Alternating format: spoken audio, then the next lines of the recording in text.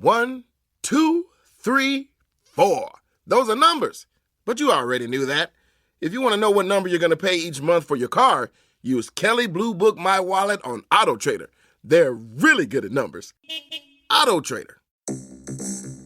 Choose Facebook, Twitter, Snapchat, Instagram, and 1,000 other ways to spew your bile across people you never met.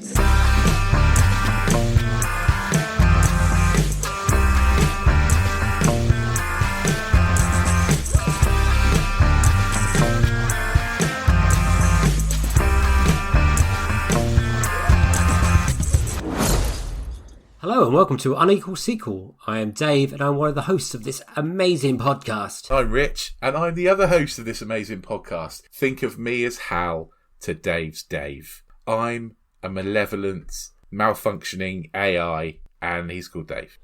Again, brilliant. The premise of Unequal Sequel is very simple. We ask our guests their best ever sequel, worst ever sequel, and finally their dream sequel. And of course we also talk about a lot of other movie-based stuff and sometimes not even movie-based stuff because we like a chat really. And we should also point out we do drop spoilers for movies. So if you've seen one of the films that is mentioned, please just move along. There's nothing to see here. Most of the films we spoil are very old. So you haven't had an opportunity to watch them. It's your own fault. One of them today is a newer one. Yeah, that's true. Sorry, I take it back. On today's episode, we are joined by Leila Latif. Leila is a journalist, a film critic, and a writer. She has written for Little White Lies, she's written for Total Film, and yeah, she's brilliant. We are very excited to sit down with Leila and chat all things sequels of her. These are Leila Latif's Unequal Sequels. Enjoy.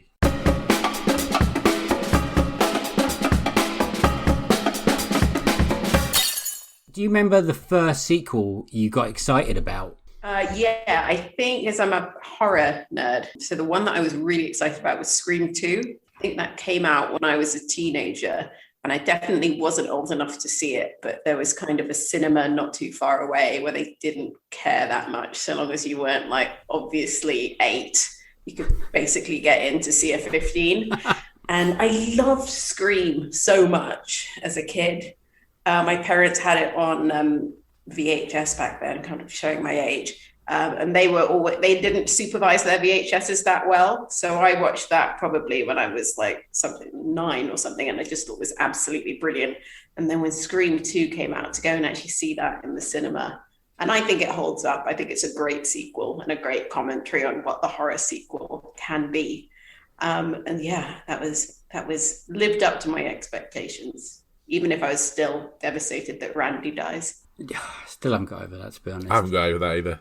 We had to watch that in series 1, didn't we? It was somebody's favourite sequel, and yeah, I'm not over that death. That's a horrible way to go as well.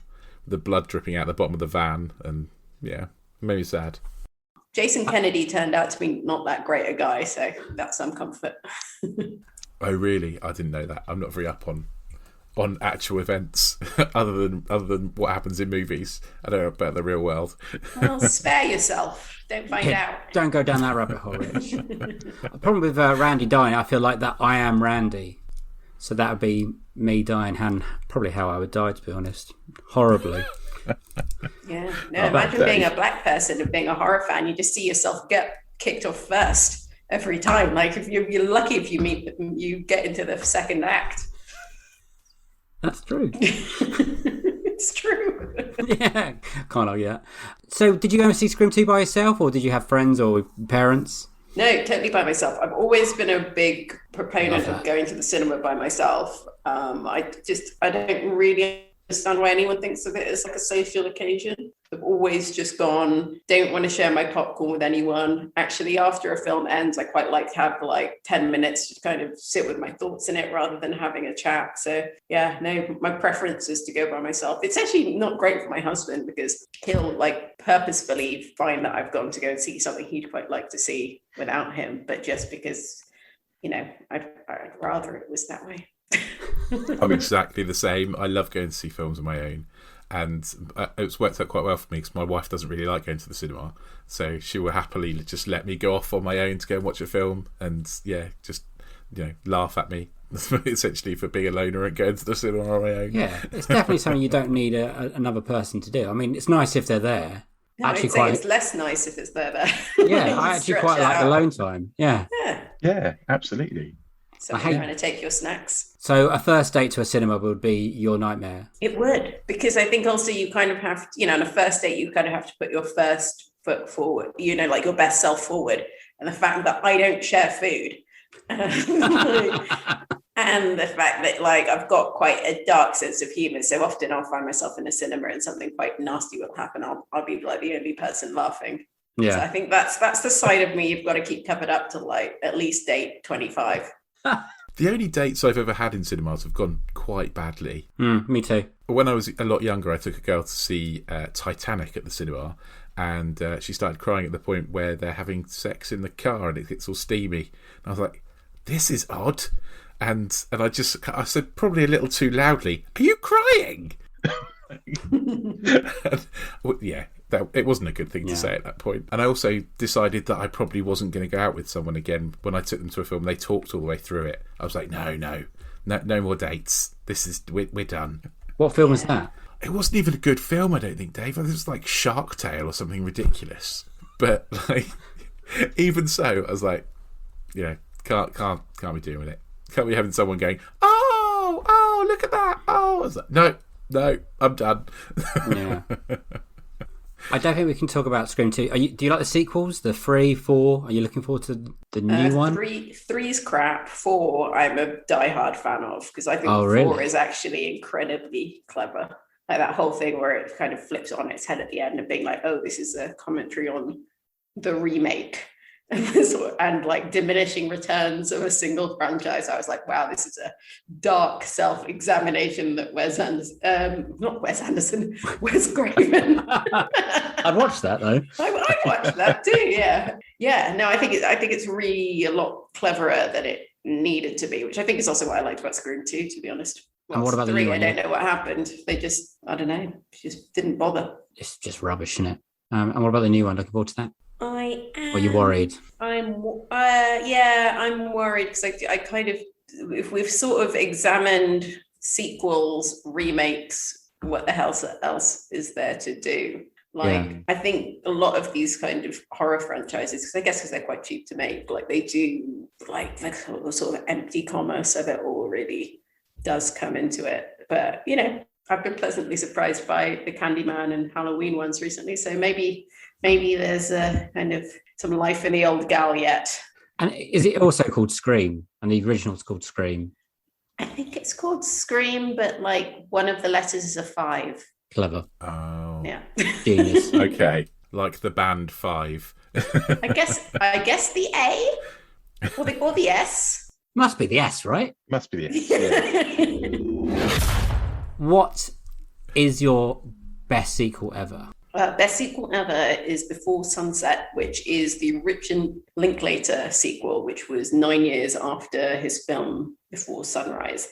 And it's quite funny. I found when I was kind of thinking about this question that very few of my favorite films are sequels or have sequels. I think probably because, I like quite a lot of kind of art house and world cinema stuff where nobody's made any money from their original film, so there's no desire to make a sequel. But this one I was very pleased to remember because I fucking love this film, and I watched it again last night. I hadn't seen it for a while, and I was almost on the verge of tears the entire way through because I just thought it was so beautiful and moving. And I was with my husband and it was doing absolutely nothing for him.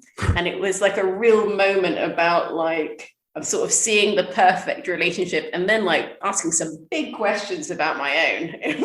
You can see what I think of as being the ultimate expression of romantic love and soulmatedom and not have anything but so that's not for us to unravel in this podcast, but my God, this film is just absolutely wonderful. What did you guys think? I'd never heard of the trilogy before, and when I kind of read the bio about it, I thought, I don't think I'm going to like this. And I put it on, and about 10 minutes in, I thought, I love this film. I really loved it. Like, I love how it's kind of dropping you in someone else's conversation. I quite like to people watch, and I'm quite nosy, I guess. And I feel like I'm just sat in someone else's conversation because it's just the two of them. Really? And also, it kind of felt quite personal. You know, you could think about kind of romantic relationships you've had, and that what would you say to people if you went back. It was beautiful. Like you said, I really, really enjoyed it. I'm so glad we did this podcast so I could get to watch it. Like, there haven't been many films where I've gone, do you know what, I'm so happy I watched that film. But I really am. I'm really happy, and I need to go back and watch the first one and the third one now. I've never seen the third one. I've seen the first one years ago, and this is the first time I watched this one. And yeah, I love it. It's so good. I love talky films like this. I agree with Rich. Makes you think about your past a lot. That, you know, I wasn't quite ready to do. I'm not a massive Richard Linklater film. Are you a big Richard Linklater fan? Yeah, I like Boyhood very much. I find some of his ones a bit kind of overly American, if that makes sense. Like, I feel like this is almost so specific that if you didn't live in Texas at one point, a lot of it's kind of going over my head, which I think is why perhaps the Before trilogy are my favorite of his, because you've got that voice of Celine that's slightly ripping apart and teasing the Americanness of it all. But yeah, I mean, like, it sounds like the most boring thing on paper, isn't it? It's just two people that met each other one night, haven't seen each other for 9 years, and it's just plays out in real time. A single conversation of a quiz was like 80 minutes, and that's it. And kind of, yeah, but it's just, I mean, I find so much kind of stuff that's sold to us as being romantic as just being like schmaltzy nonsense, and I'm not a big rom-com person. And like, this just seems so real to me. And even like, they don't overdo it. There's no big swooning kiss.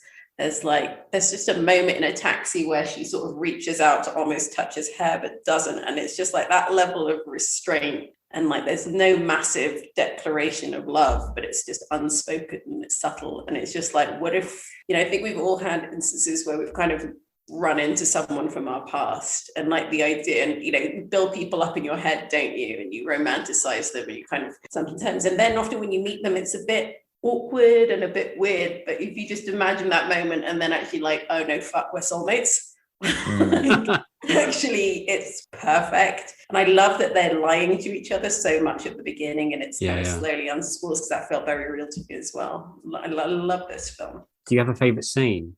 I think it's the moment where they're coming off the walkway and they start going down the river, and she admits that she knows that he's married, and that she admits that she's in a relationship, because you see them just sort of both like stiffen up and kind of like having to acknowledge that this isn't going to be easy. Yeah. Had you seen the previous one before you watched this one, and were you waiting for this one when it came out in 2000? Yeah, no, the previous one was one of those VHSs that was lying around, and I think I'm about 10 years younger than the subjects of the film, so I was always kind of one generation behind where they were. So I was kind of in my late teens, I think, when I watched Before Sunset, and basically probably like 10 when I watched Before Sunrise. And so it just always seemed like, if you watch the first one, it's so kind of like that perfectly romantic. And it's not like this one. It's set over many, many hours, not just 80 minutes. And kind of this perfect night that comes together and this tragic ending, because they meet on the train and then they get stuck there for a night. And they know in the evening that in the morning they're going to part ways and never see each other again. And they agree like, oh, let's spend the evening together. But on the understanding that we will never see each other again. We won't exchange numbers. We won't attempt to do it. Then it's just at the last second they decide to meet back together in a year's time, which we discover in this one, they didn't. Yeah. So, yeah, then the first one is much more kind of idealistic, kind of teenagers and like those first feelings. This felt much more kind of, and I think it's a wonderful film, but this felt much more kind of real and honest and actually say something profound. Because also when you're like 19, you fall in love with anyone. And I think they've got that sense as adults. Like, oh, that probably wasn't something, but you know, but then it was. I read a story about where sort of the inspiration for this second one came from, which is so Jesse kind of admits that he writes the book hoping that Celine will kind of read it and come back to him. And apparently Richard Linklater made this second film because he based the first film on a girl called Amy that he met, and they spent the night together, like just talking and walking. And he made this second film hoping that she would get back in contact with him, but she didn't. And then a friend of hers, when he was making Before Midnight, just starting to shoot Before Midnight, I guess he must have done some press to say that it was happening. A friend of Amy's got in touch with him to say that she'd died in a motorcycle accident just before the second film was released. And so he never kind of got that message to kind of contact him. It's really quite poignant, I think. Oh, God. Sorry, just bring the mood down. Poor Richard Linklater, who seems like a sensitive man. I don't know how to bounce back from that. So wasn't it in Paris or Vienna that they're meeting? So the first one's Vienna. Yeah, but in real life, his meeting with Amy. I don't know. Philadelphia, it says. Oh, okay. On the article I read, it was like Philadelphia. It's not as romantic as Paris, I don't think. It did make me fall in love with Paris again. I went there kind of on my honeymoon, and I loved it. And I was just walking around the streets like, oh, I want to go back there. That'd be nice. I know. It makes it look so like scenic, and then you just realise sometimes part of the Paris is quite filthy and dirty, and there's lots of rats. And that's just not me watching Ratatouille. That's me seeing lots of rats. Even the sort of grim bits of Paris are kind of amazing. Like when they go to her apartment, I mean, obviously she works for a charity. She's not got a lot of money, and it's a very like walls of the corridors are all peeling, but then it's like still so gorgeous. Like the fact that just there's beautiful French people having a little party in the courtyard, and her apartment, even though it's a studio, it's somehow so chic, just like random bits and bobs everywhere, and there's like this like Chinese lantern, and I think she's just got like a stack of books for a coffee table and stuff. But it's she has. Yeah. Unbelievably cool. So were you looking forward to the other sequel, Before Midnight? Yes, definitely. It's great. I do love Before Midnight. It's sort of a film that I admire just as much as the others, but I don't love it in quite the same way, because it's a little bit like they've been together for almost 10 years. They've got kids. He's got issues because his son that he talks about in this film, spends the summers with them, but it's not the same. He lives in Europe and his kids back in America.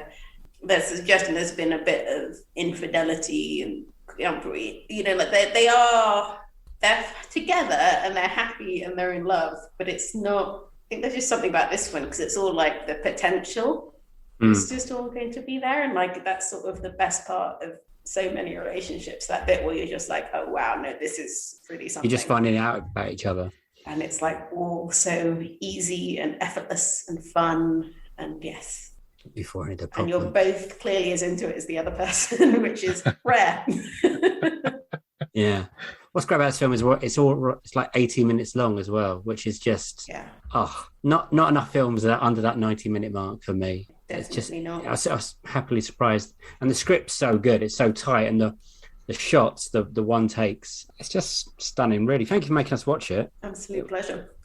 It was great. Rich, did you enjoy watching it? Like you said you loved it. Yeah, you got a favourite part? I really did. I don't know. I think I kind of, because it's one conversation, it almost feels like it's one long scene. Like it's hard to differentiate parts from it. I think I just love all of it, really. I think I like the bit where they kind of realise that Celine kind of admits that she does remember a bit more than she was letting on, kind of thing about their, I think that's a nice thing that she's playing been it cool. a bit guarded, and then she kind of lets that slip a little bit, and that's nice. And I don't really like Ethan Hawke very much. And that kind of, I don't know, kind of put me off the film a little, just because I don't know what it is I don't like about him. I can't put my finger on it. But watching it, I almost kind of found him fine. Like, I was like, this is high praise. Yeah, it is quite high praise, because normally I'd just avoid him a little bit. But no, I did. I really enjoyed it. I really liked it. It's written so well and so tightly shot, and the Steadicam work is really great. All those moving shots where for a fact that there's a cameraman walking backwards through Paris to make those shots happen. I just really love it. I really liked it, and it kind of made me think about like like My First Love, where when she was from a different country and ended up going back there, and what would happen if we met again? I'm happily married with children. That's not going to happen. But imagining what would happen. What if we met again, and what conversations we'd have. It's an interesting one. Yeah, no, nice. I'm fully obsessed with My Husband, but like I have to say, if My First Love appeared and he said, "You know what? I love the film Before Sunset," I'd have a minute. I think we've all got that film. Have I made the right choice here? Yeah, with my wife, I was like, we have to sit down and watch Star Wars, and you have to kind of like it. And luckily she did. And she's watched Lord of the Rings now and liked that, and liked a few other of my films, but not all of them, which is annoying. Plus, my wife is Canadian, so she is from another country. And we had that kind of walk around London when one of our first dates around the South Bank. It kind of reminded me of that. Just getting to know each other. My second date with my husband was a walk down the South Bank. That is a great date. Don't go to the cinema, go to the South Bank. Then we ended up at a restaurant and we said, can we have some food? And they said no, because the kitchen was on fire, but they can do cocktails. So we had cocktails while the kitchen was on fire, I guess, but it was cracking. Good first date. Well, obviously we're now married. What is the most disappointing sequel? So one you really built up in your head, you thought you were going to look forward to it, and then you came out of it and you're like, oh.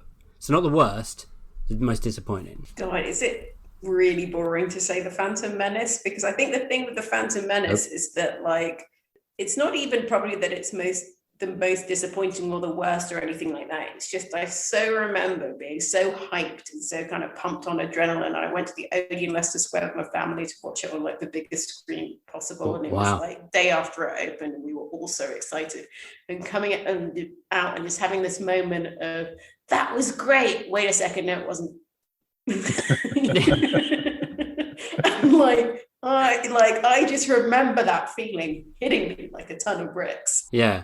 Just when you realise films can be rubbish. Yeah, and that actually you can just get bored up into the hype even whilst you're watching it, and then it just takes a second where you're just like, oh fuck, no. That wasn't very good, yeah. At what point in the film did you realise that? Was it at the end when you... Outside, when I was like walking to the tube. Did you like try and check with everyone, like, did you think it was good? Did you think it was good? Yeah, it was almost like, like people just dropping like flies, adrenaline wise. Yeah. It's just like slowly, one by one, people just be like, oh. Because, it's the Leicester Square and it's it was so exciting. Star Wars. Like, it takes a second for that to kind of wear off. So yeah, I mean, I'm sure there's been worse, but I can't remember having a feeling quite as like such a solid moment of disappointment of just like Jesus Christ. Because normally, I mean, something like, I don't know, The Matrix too, because I love The Matrix. Like, okay, it wasn't all bad, and there were kind of peaks and troughs within it, and and I would say net good as a film. But like, yeah, Phantom Menace, and that was such a long build up, because I don't know if you guys remember, but like the sort of rumors went on for so long, and like the early days of the internet and forums about what was going to happen and what wasn't, and this announcement and that announcement, and like the frigging publicity and the posters and it just went on for absolutely ages. So they had all the agreements just to disappoint you as much as humanly possible. Yeah, we were talking the other day how long it took to download the Phantom Menace trailer on the internet back then, and the loading bar of waiting for it to download to watch it over and over again, and then it was just rubbish. There's one of my favourite things I've ever listened to on NPR is the comedian, I think he's called John Hodgman, has this whole thing that in order to cope with his father's death, he's writing a screenplay over and over again. And the screenplay is just him trying to figure out how to fix the Phantom Menace.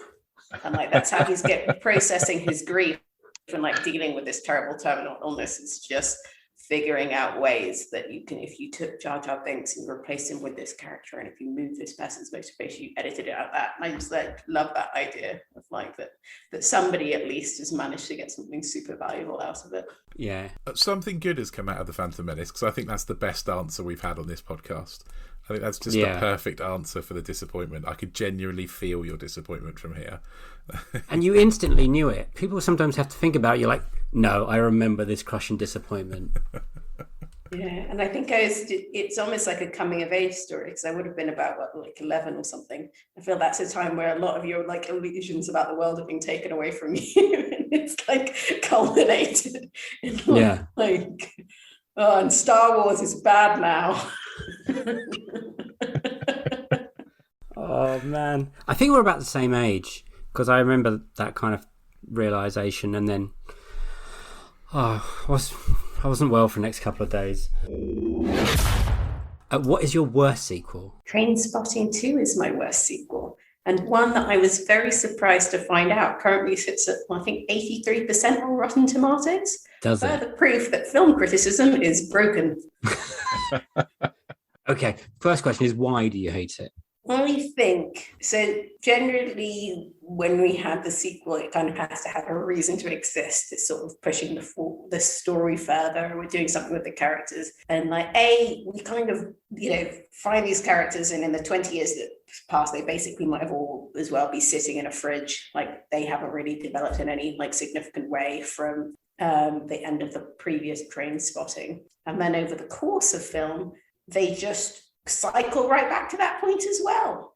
And it takes everything that I loved about the first one, about how like cool and shocking and interesting and new it was, and it just recycles it in this way that is so stale and depressing. And I just felt like I was watching a midlife crisis.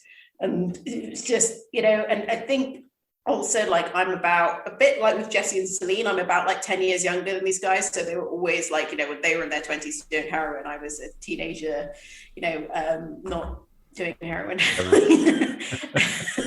and then I was in like my late 20s or whatever when this came out. And it just was like one of the most like depressing testimonies of aging out of being cool that I've ever seen.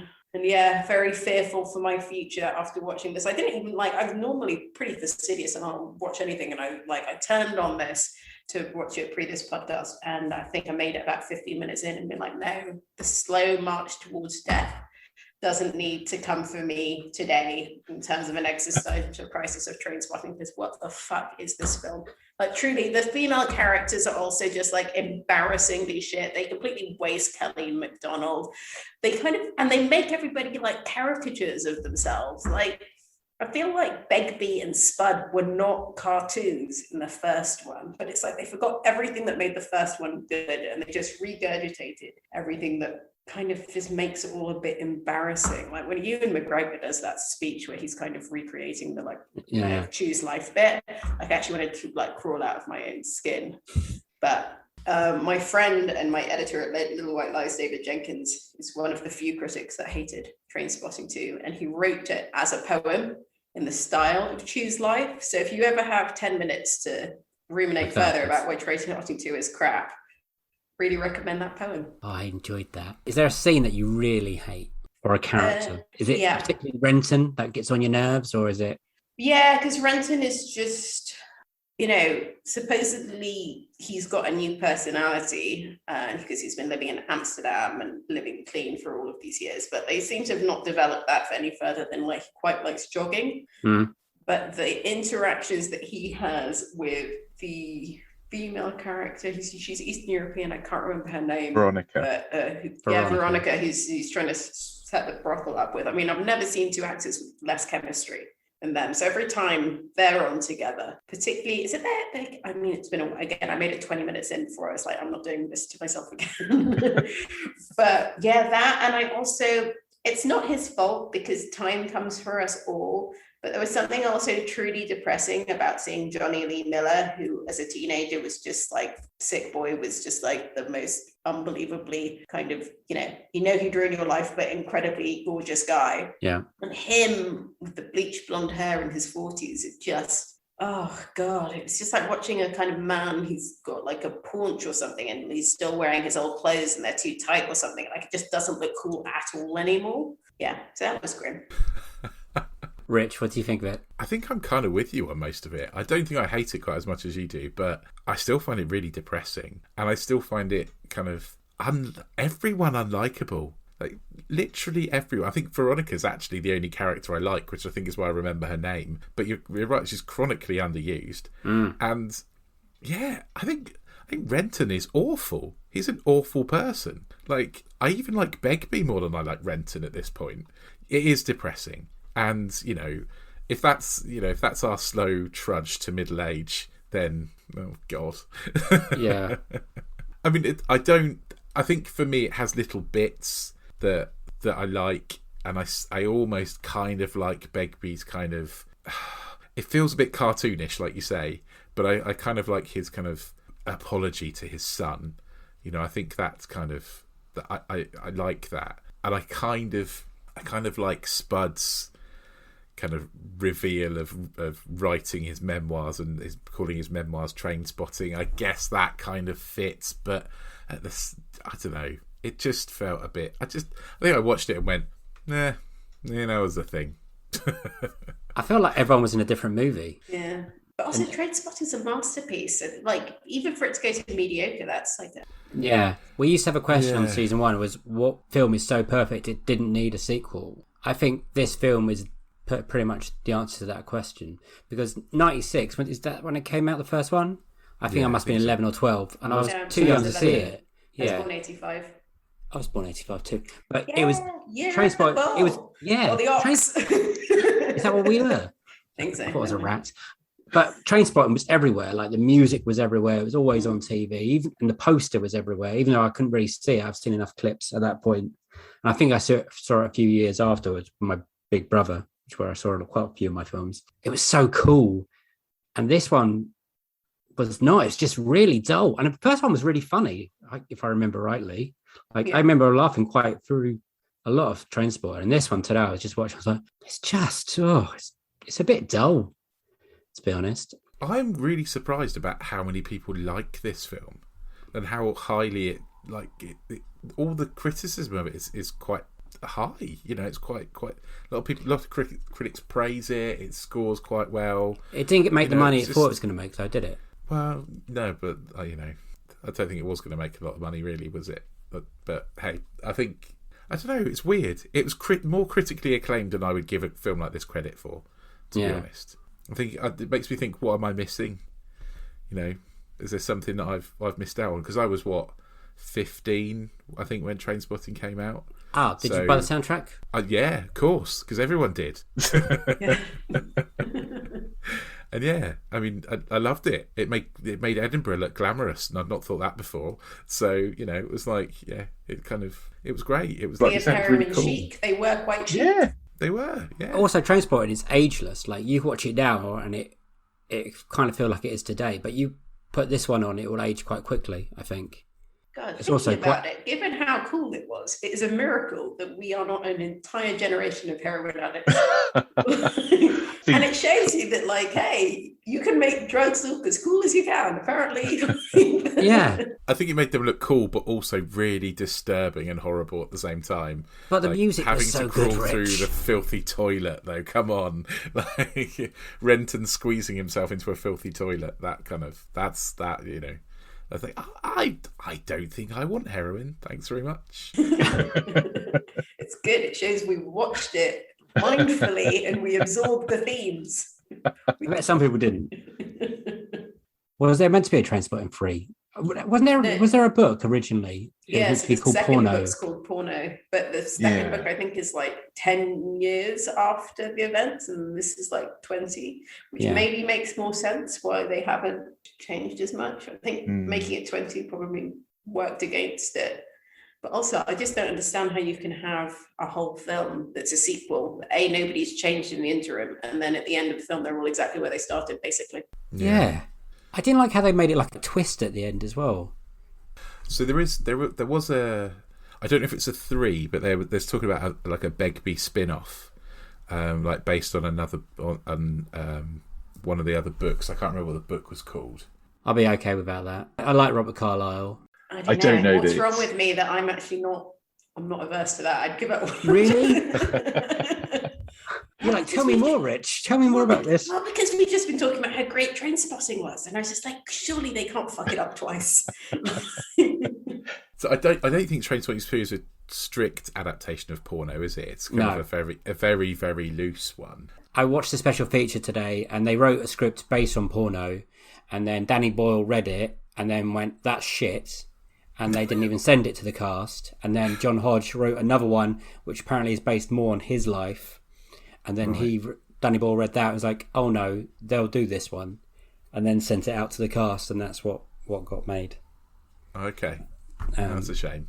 Trainspotting is the only book, one of the only books that I've had to put down because I couldn't read it anymore because I couldn't actually understand what I was reading. It's written in Scottish. It's like I read one of his called Filth, and that was a real struggle to get through. Like the dialect stuff. I've seen the film. It's pretty cool for like the first 2 chapters, and it's just a lot of work. Yeah. I have Scottish family, and I just kind of imagine it in the voices that I know, I guess. Okay. I think that would help. Yeah. Yeah.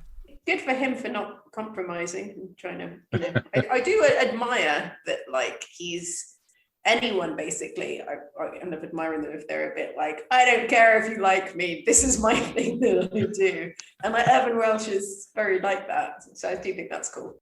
Yeah. What was your, what would you have done if it was a Trainspotting 2? What would your pitch been? I think I probably would have at least set the whole thing in Amsterdam, because then that would have kind of given more drugs. Yeah, and like different drug culture.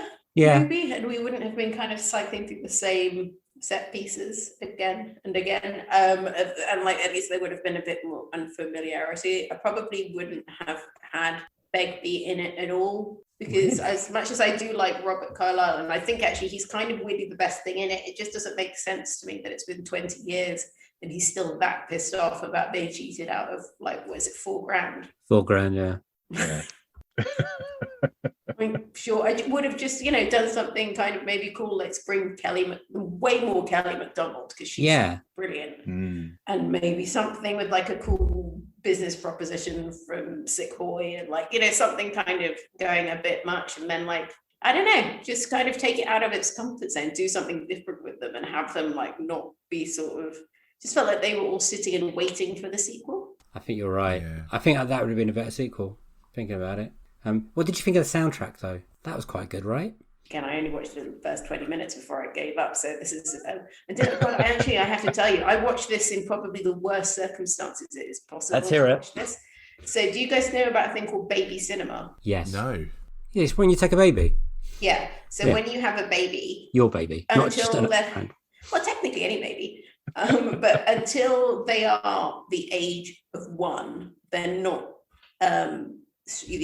BBFC laws don't apply to them because they're not considered to be able to perceive the screen. So I had my daughter, I used to go to baby cinema all the time, just go and see absolutely everything because it was just great. Like, let's take this kid and go. And one Saturday I said to my husband, like, you've got to come. This is amazing. You take the baby to the cinema and it's super cheap and let's do it. So we all went to go see Trainspotting 2, and it was a pretty packed cinema in like Holloway, I think, and everybody just kind of, I think, slightly forgetting how explicit it was and forgetting that this had a real like sex worker element to it, just feeling like really ashamed of themselves holding on to these babies.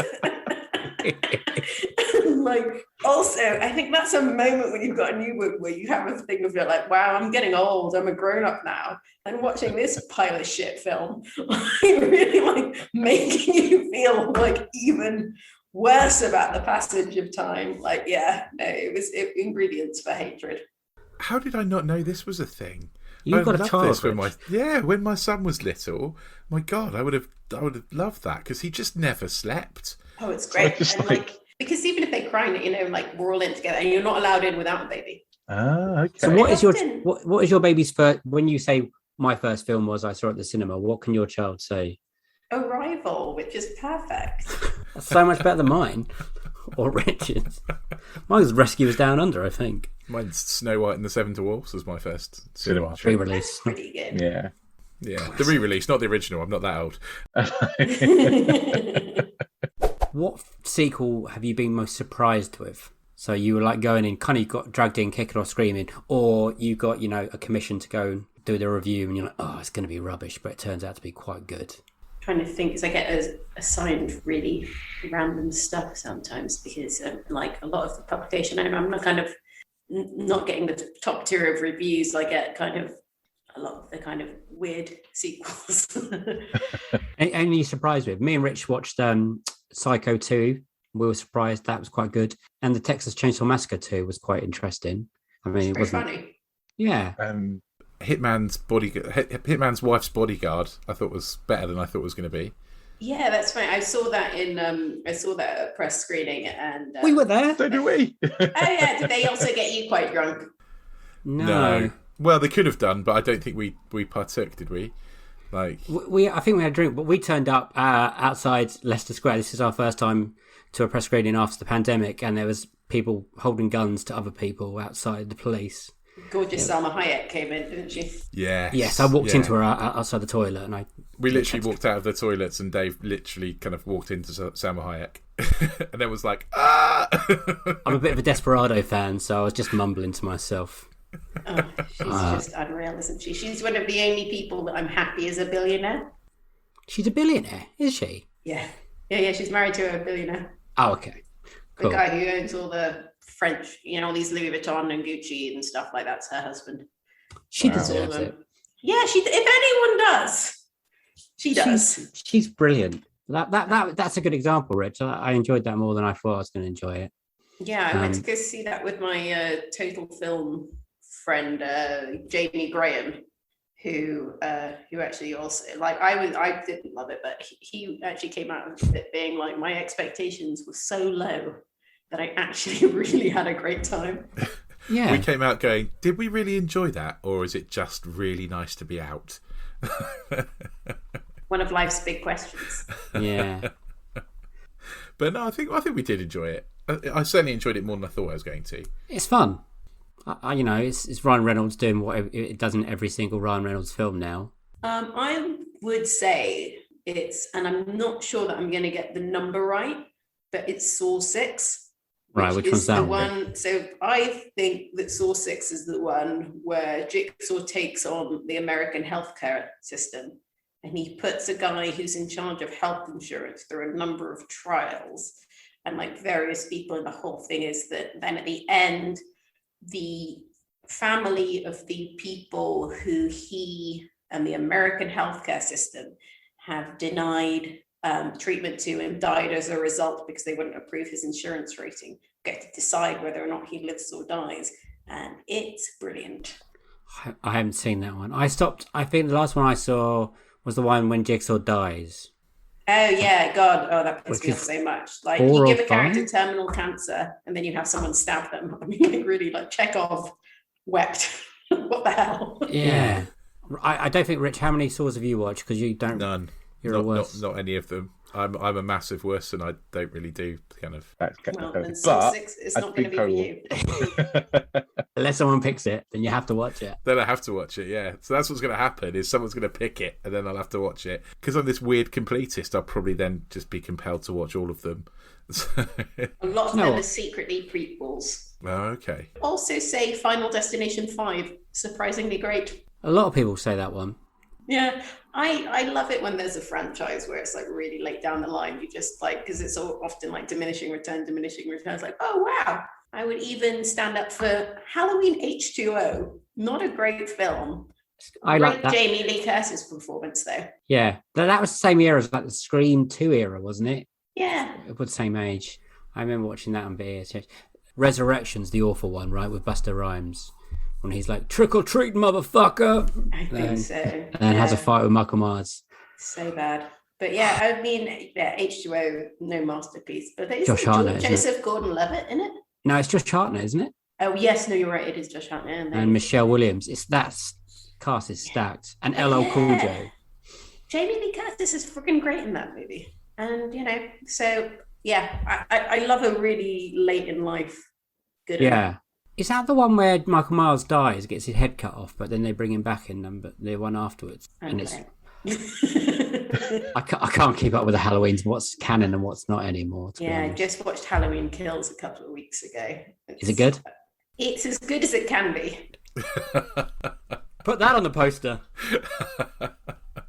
Yeah, it's got to take place on the exact same night as the last film, so like half of them are like kind of, a lot of the characters are just in hospital, but all of it.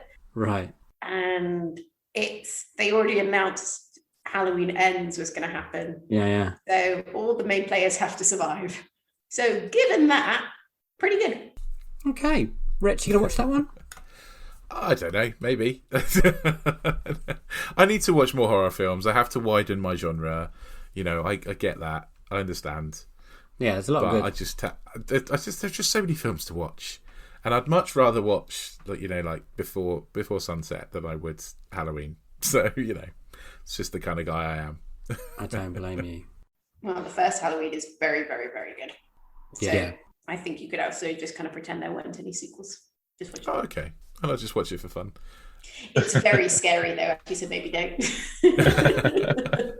I don't mind scary so much. I don't mind like psychologically scary. It's just blood and gore, and I watched Hostel and I was like, I'd never want to see a film like that again. Yeah, Just but there's no gore in Halloween really at all. Okay. Well, that's all right. there's no gore in the Texas Chainsaw Massacre, but it feels like there is because it's just all suggestion. And the sound effects, what do it for me?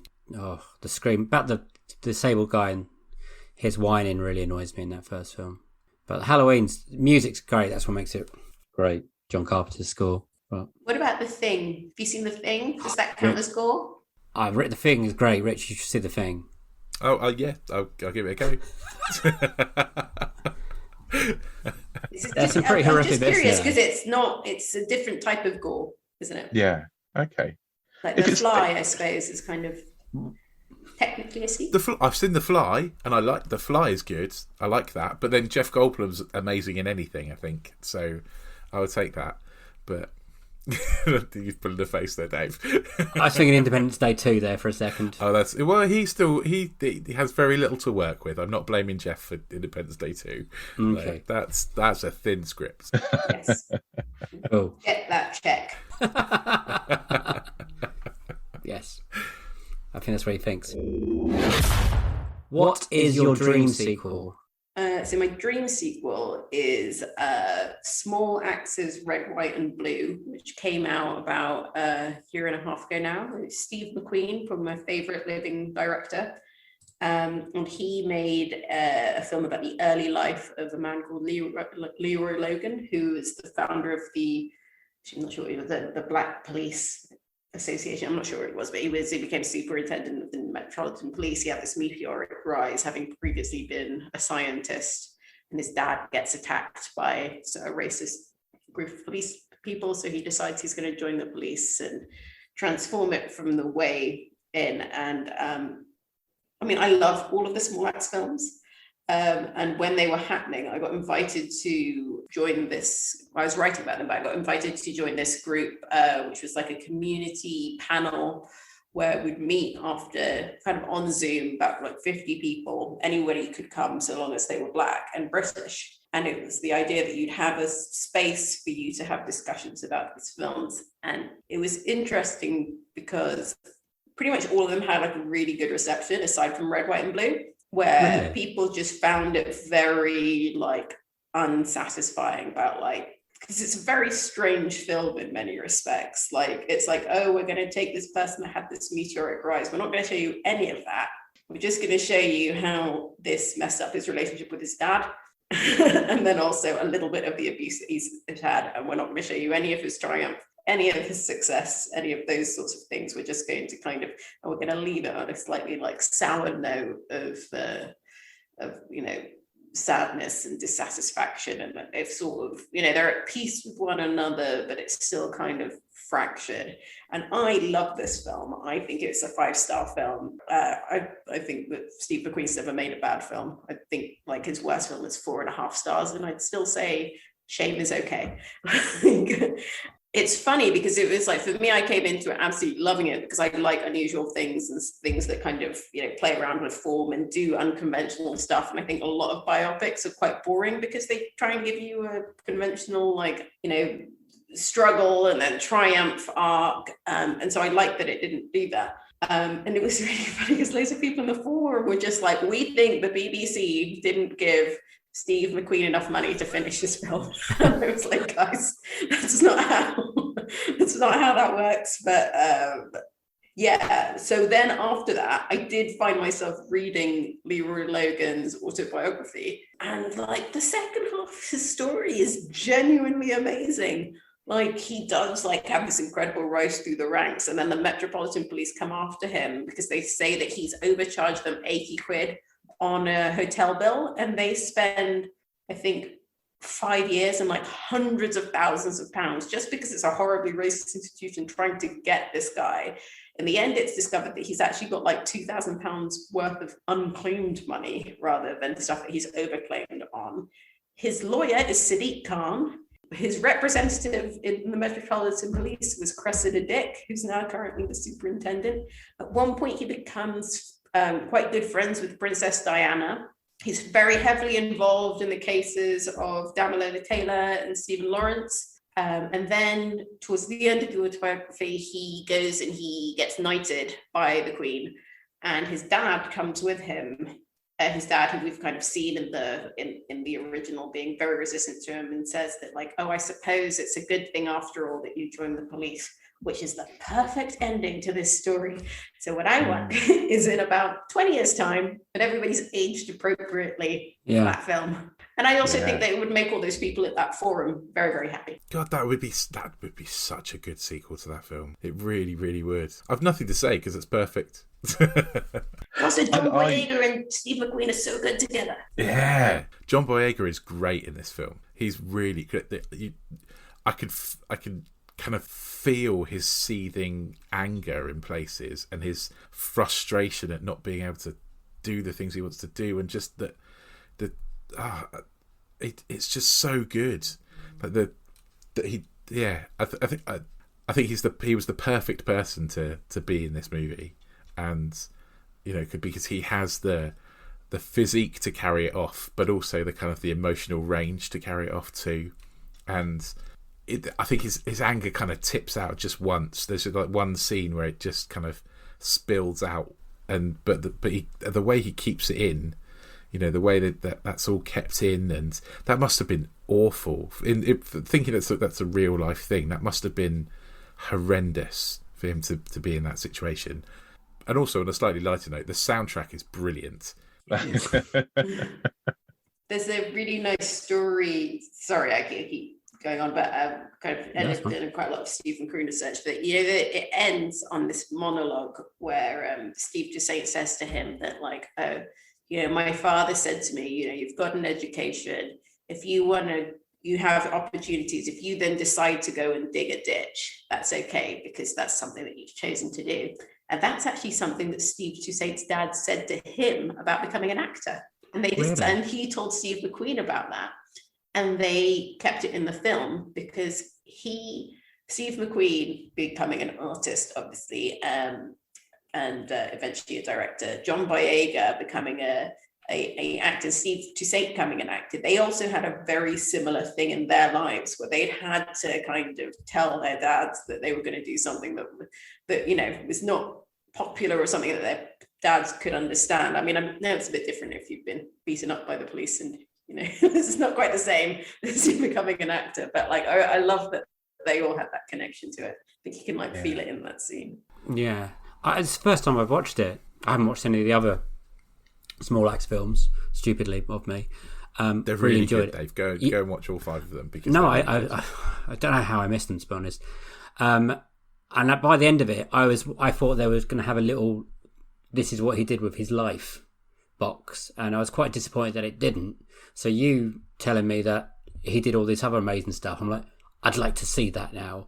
Would you said you would wait 20 odd years, so you would keep Boyega in there as well and get McQueen back? Definitely. So I think it's God, I actually feel like I've done you guys a really nice thing. I've given you 2 less than 90-minute films. But yeah, no, it's a bit like with Jesse and Celine, that I think it's also interesting to watch people age, isn't it? Like in their previous selves. And I think him and Steve Toussaint have got such a great dynamic. I think it would need to be both of them again. Is that the dad? Sorry. Yeah. He is amazing in this. I thought he was great. Yeah, it was a powerful bit of film. Are you a big fan of Steve McQueen? I'm guessing. Yeah. the art, the films, the everything. Yeah. And I used to, before I was in film journalism, I had a catering company, and he was one of my clients, and also a very nice guy. He is. I've met him as well. He's very nice. Lovely.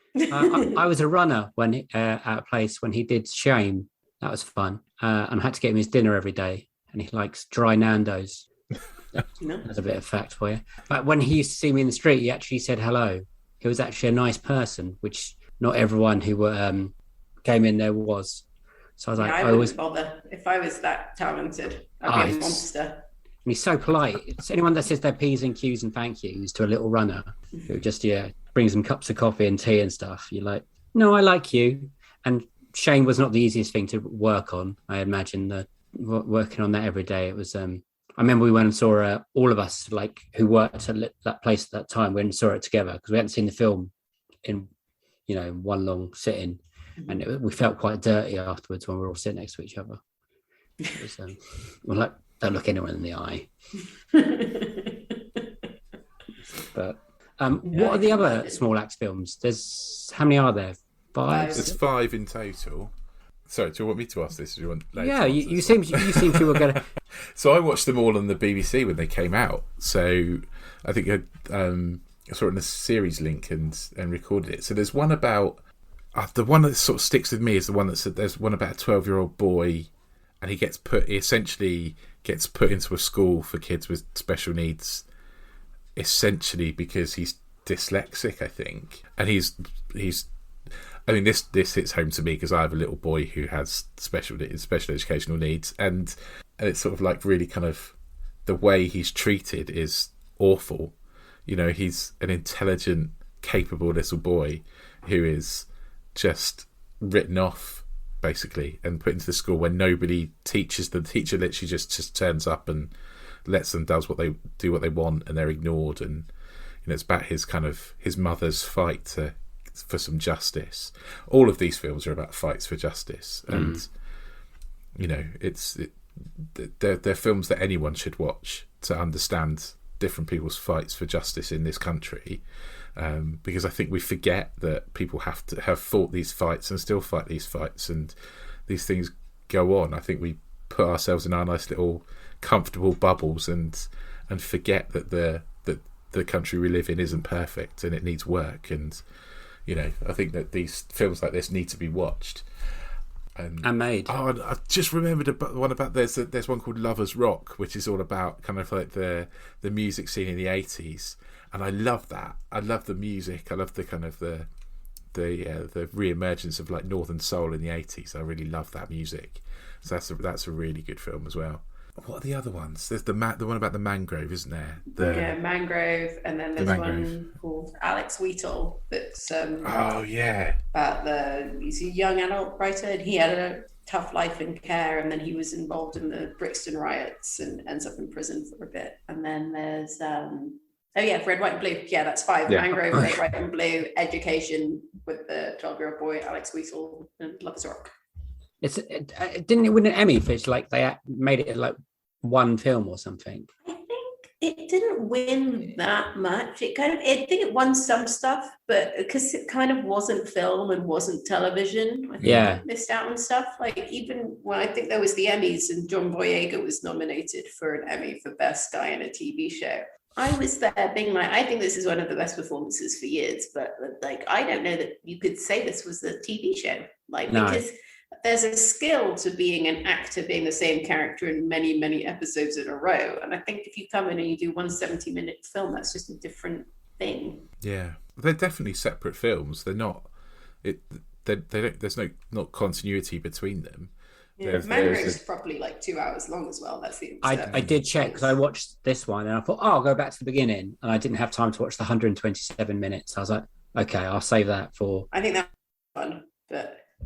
And then there's Lovers Rock, and then they're all good. They're all good. You won't have a bad time with any of them. No, I really enjoyed it. I mean, you might have a slightly bad time thinking about, for me, I have a slightly bad time thinking, Jesus, there are a lot of white people in these who are awful, and feeling that kind of like, that kind of I'm a straight cis middle-aged white man who really needs to understand all this stuff goes on and work a little bit harder to make sure my son understands all this stuff goes on too and doesn't repeat any of it. That's why I think Lovers Rock is such a special film, because it's sort of, to me, it's like an anti-suspense. Like, it's a night in which a lot of bad things almost happen. Like, there's a load of kind of racist hooligans on the street, but nothing kicks off. And there's a guy that kind of takes a gun, maybe might sexually assault her, but he doesn't. And like, you know, and then there's kind of fights that start but don't. And it actually just ends up being a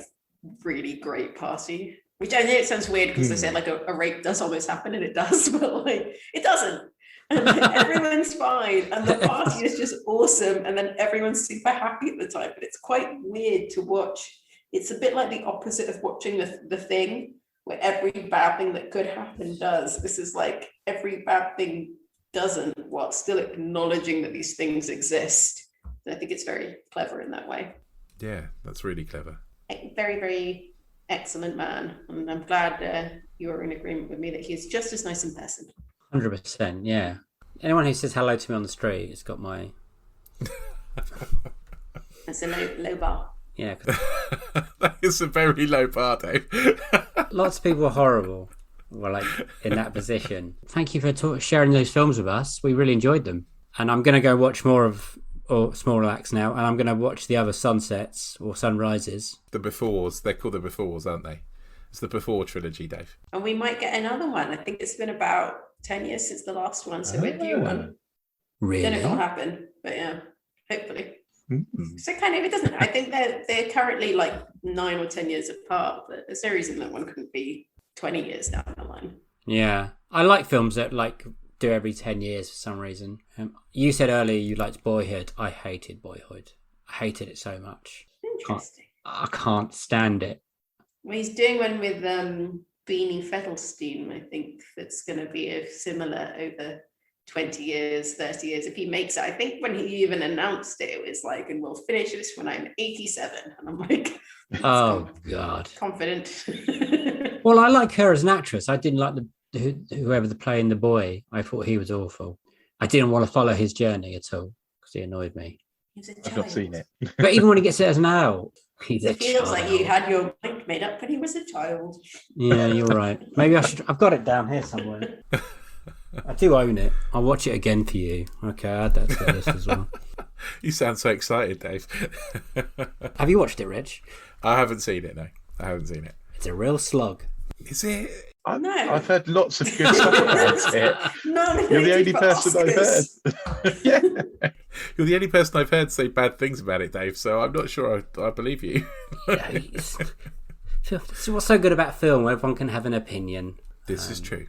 And they could all be wrong. Even if that does mean Trainspotting 2 has 83%. Yeah, I can't get over that. Well, we were doing something. Rich the other day did something on a podcast about Kevin Smith films, and he found out the new rebooted Jay and Silent Bob is at like 93% or something.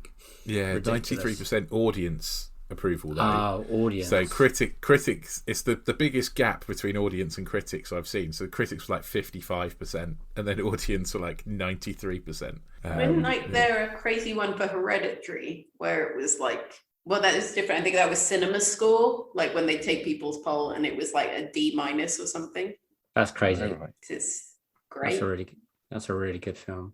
But I think audience score tends to just be about how much was this like what you expected it to be, rather than how good it is. Yeah, I don't understand Rotten Tomato and stuff. Are you on Rotten Tomato? I am. I'm a top critic on Rotten Tomatoes. Are you? Congratulations. Yeah, I went to the press screening of Trainspotting 2, and it's the only tweet of mine that's got any traction, really, or what I wrote. And I was like, it is what it is, pretty much, is what I wrote. That's what it is. It's a thing. It's a thing. It's fine. I got insane traction recently from, was it the Venice Film Festival? Yeah. And I came out of that Spencer saying, and I just tweeted something like, wandering around Venice with my mask full of tears for Princess Diana. And like, I think all of these Kristen Stewart fans must have just been waiting, searching every iteration of this. Yeah. Because within like 5 minutes, it had like 200 likes. And yeah, I had to take it down because I was worried that meant that I was breaking a press embargo. Oh, yeah. And they technically, I was crying for Princess Diana, not for the film. What was the film like, though? Yeah, it's really good. It's very weird. Okay. It's a bit like imagining Shining with Princess Diana in it. Okay. You like Jackie, which that's a bit weird. Very unusual. But if you like that sort of, it's not. I mean, it's a bit like Red, White, and Blue. It's just like not a conventional biopic at all. Yeah. But the trailer doesn't give that off, though. I saw it. I was watching something. I was watching Respect when I saw that the other day, and the trailer for Spencer makes it look quite run of the mill, to be honest. And I was like, I don't know if it's going to be that because it's from the director of Jackie, so it's going to be a little bit weirder. Similar vibe to Jackie, but yeah, makes it look really awful to be a princess. And yeah, I mean, definitely like Sandringham is like the Overlook Hotel. Oh, really? Okay. I hopefully you like it. But you know, you don't like Boyhood, so who even knows what metric you're going on? Really? Yeah, I've got a bit of a weird taste, I think, sometimes. I like most other films. I liked Hereditary, can't even say it. Midsummer, I liked. So you didn't like Dazed and Confused. How do you feel about that one? I don't like that one. I feel right about it. I find the lead guy in it kind of annoying. But yeah, I always feel like a dark cloud of film criticism. I feel like I come out of these press screening and everyone's just like, yeah, that was so much fun. And I was like, no, not for me. It's a no from me, dog. That's like me and you, Dave. You're always the positive one. You're normally the positive one, and I'm normally like, this is not good. Yeah. Unless I really hate something. Yeah, when you really hate something, you really hate it. Like Men in Black 2. I don't like Men in Black 2. Dave has a visceral reaction to Men in Black 2. I really like Men in Black, that's why. I was bitterly disappointed. Not just... don't get me going.